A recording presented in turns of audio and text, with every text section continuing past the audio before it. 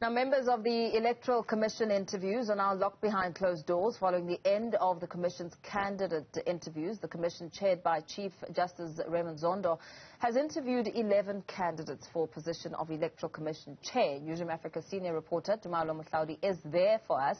Tumaole, a very good afternoon to you once again. You've been monitoring the process, and a lot of themes have come up, including the diversity of the IEC when it comes to tapping into the young voter.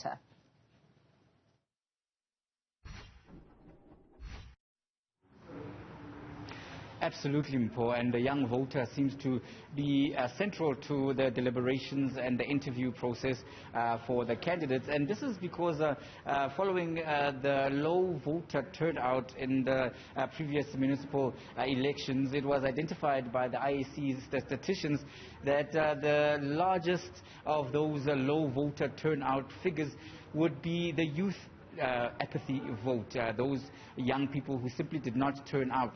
And the candidates basically gave a good analysis of why young people are not voting, and part of the process is that young people felt a certain level of distrust towards the electoral process.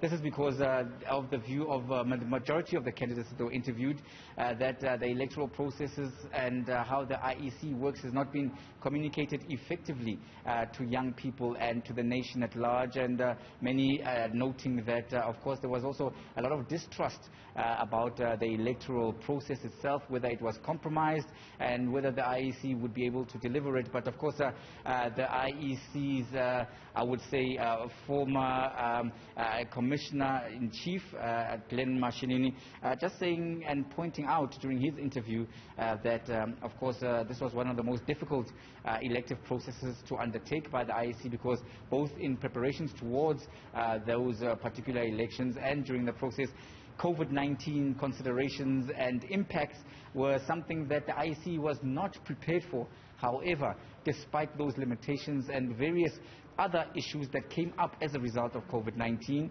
including limitations when it came to the issue of the technology that was needed in terms of the handling of the voters' role and disputes thereafter arising, court processes, as well as, of course, the various disputes over municipal demarcations that were brought at the last minute, and court challenges. The IEC is, he says in his opinion, managed to deliver a very, very good and credible election process. And so this is something that would be seen as a bit of an advantage for Mashinini. But, however, one of the candidates that is willing to speak to us and put his hat forward was Mr. G.M. White. Mr. White, thank you very much for speaking to us here on Newzroom Afrika. You are someone with a background in football fraternity. Why would you want to be part of the IEC is what many people will be asking, and a question that was asked to you too.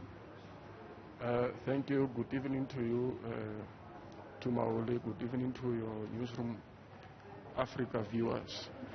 Your question is, I am a former football player and a football administrator, and I've been involved in football administration since the early 90s, when we were still in the apartheid dispensation.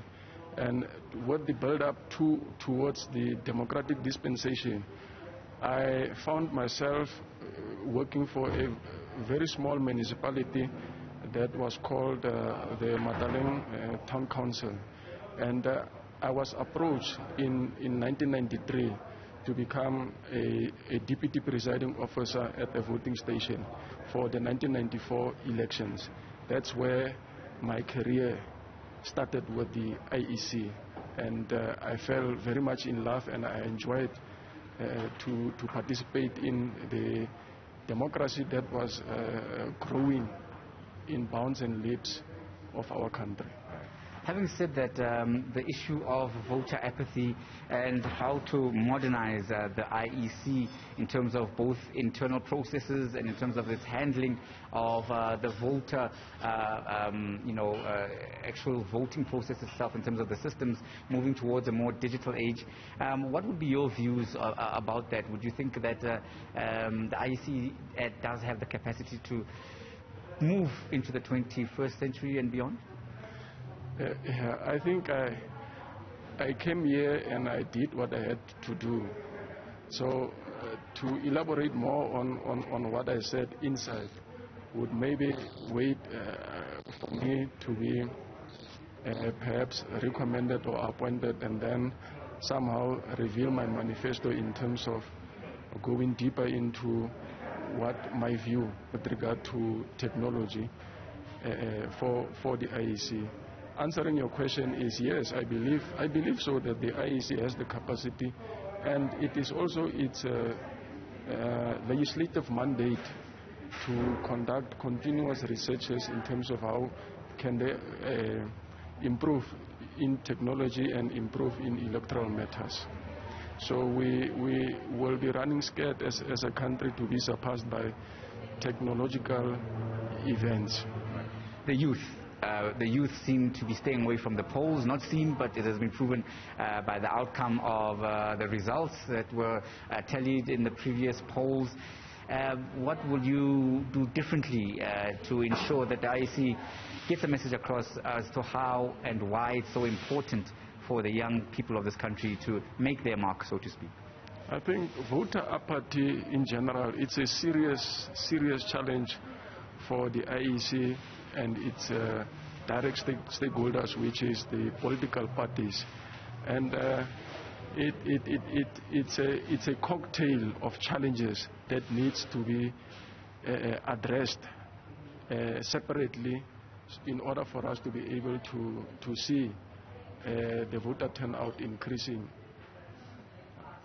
Thank you very much for that. That was Mr. Gladwin White, and he has certainly thrown his name into the hat to be considered for the top job in the Independent Electoral Commission. And touching on those various themes that dominated proceedings, including voter apathy, particularly amongst the youth,